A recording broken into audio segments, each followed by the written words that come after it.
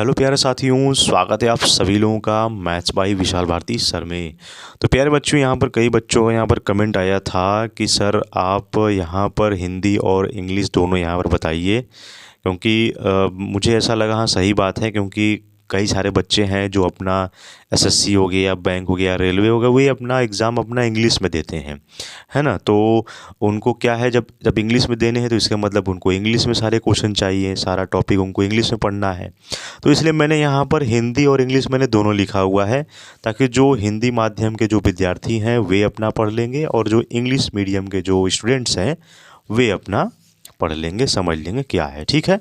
तो इससे क्या होगा, दोनों बच्चे यहाँ पर इस चैनल पर जुड़े रहेंगे, जिससे बच्चों को बहुत ज़्यादा बेनिफिट होगा और कोई भी प्रॉब्लम होगा तो अपना इंग्लिश और हिंदी दोनों यहाँ पर ढूंढ सकते हैं, जिससे उनको बराबर दोनों भाषाओं की जो है बाइलिंगुअल यहाँ पर लैंग्वेज की उनको यहाँ पर बेनिफिट होगा। तो देखिए क्या है, यहाँ पर पहला प्रश्न आपका है भारतीय अर्थव्यवस्था, बहुत इंपॉर्टेंट है।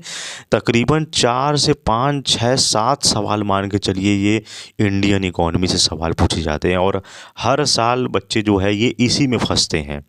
यदि होता है ना कि जैसे होता है कि अगर यदि आप थोड़ा हिस्ट्री पे फोकस करो तो भूगोल छूटता है, भूगोल पे फोकस करो तो फिर करंट अफेयर छूटता है, करंट अफेयर्स को देखो तो कुछ न कुछ चीज़ें छूट जाती हैं। तो हमें क्या है, देखिए प्यारे साथियों, पूरा जितना कवर है पूरा हमें कवर करना है, ठीक है, एक भी नहीं छोड़ना है और टोटल 25 में से 25 करके आना है। ये आपको माइंडसेट बना के रखना है, पूरे सब्जेक्ट के 25 में 25, ठीक है। तो चलिए देखिए क्या है, राष्ट्रीय आय बराबर होती है, जो हमारी राष्ट्रीय आय किसके बराबर होती है, तो ये अब सवाल पूछा गया है कई बार एग्जामों में, ठीक है।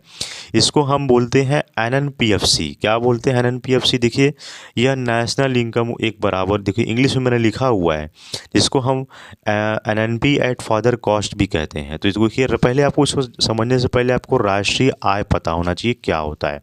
नेशनल इनकम, राष्ट्रीय आय का अर्थ है एक साल में देश के लोगों द्वारा वो कमाई गई कुल वास्तविक आय होती है, यानी बिना टैक्स की मैं बात कर रहा हूँ, है ना। जो भी व्यक्ति कोई है अगर साल भर में अपनी कोई कमाई कर रहा है बिना उसका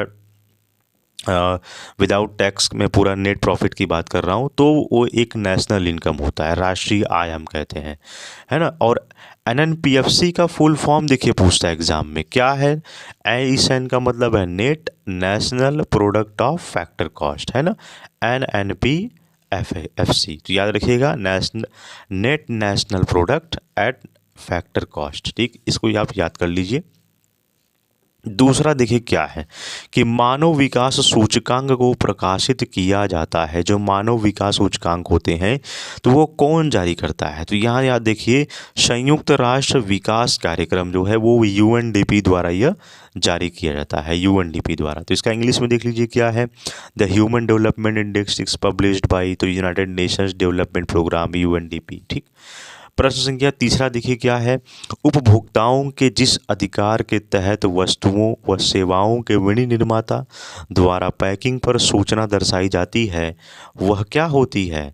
जो उपभोक्ता जो है जिस आधार के तहत कोई भी वस्तु हो गया, कोई सेवा हो गया या कोई भी विनिर्माता द्वारा जो है वो पैकिंग पर सूचना दर्शाया जाता है, तो वो एक सूचना का अधिकार होता है, ठीक है। आपको अपना प्रोडक्ट बनाया तो उस प्रोडक्ट के बारे में आपको ज़रूर यहाँ पर प्रॉस कॉन्स लिखने हैं, सूचना लिखनी है, ठीक है। तो इसका यहाँ पर इंग्लिश देख लीजिए क्या है, यहाँ पर the consumer right under which information is displayed on the packaging of goods and services, यानी राइट टू इन्फॉर्मेशन हम बोलते हैं सूचना का अधिकार, ठीक। इसके बाद देखिए चौथा है, पूर्ति के नियम के अनुसार एक वस्तु की कीमत एवं उनकी पूर्ति मात्रा के मध्य संबंध होता है। यह पूछा गया कि जो पूर्ति का नियम के अनुसार एक वस्तु की कीमत और उसकी पूर्ति के मात्रा के कौन सा मध्य जो है वो संबंध होता है, किसके मध्य संबंध होता है, तो यह धनात्मक होता है। क्या होता है, धनात्मक होता है। इंग्लिश में देख लीजिए, according to the law of supply the relationship between price and quantity supplied is, ये पॉजिटिव होना चाहिए, निगेटिव होगा तो सब गड़बड़ होगा, ठीक। इसके बाद देखिए यहाँ पर पांचवा, कच्चा माल सम्मिलित किया जाता है, जिसे हम कच्चा माल में क्या सम्मिलित किया जाता है, वो है कार्यशील पूंजी में। क्या है, कार्यशील पूंजी में, याद रखिएगा। तो यहाँ पर इसका इंग्लिश देख लीजिए क्या है, raw material is included in, क्या होता है, raw material is included in, तो इसको हम वर्किंग कैपिटल कहते हैं यानी कार्यशील पूंजी में। तो ये था हमारा प्यारे बच्चों जीके का पोर्शन, करेंट अफेयर सब कुछ मैंने इसमें मिक्स किया हुआ है। अब इसके बाद हम वोकैब के सेक्शन पर चलते हैं। तो ये देखिए हमारा यहाँ पर ऑल वन वर्ड सब्स्टिट्यूशंस का वोकैब देखिए प्यारे साथियों, आप देख रहे हो स्क्रीन के ऊपर। तो क्या है देखिए, पहला like a weak old women, like a weak old women को हम क्या कहते हैं, कोई कमज़ोर वृद्ध महिला के समान दिखने वाली को हम कहते हैं एनाइल, क्या कहते हैं, एनाइल, ANILE।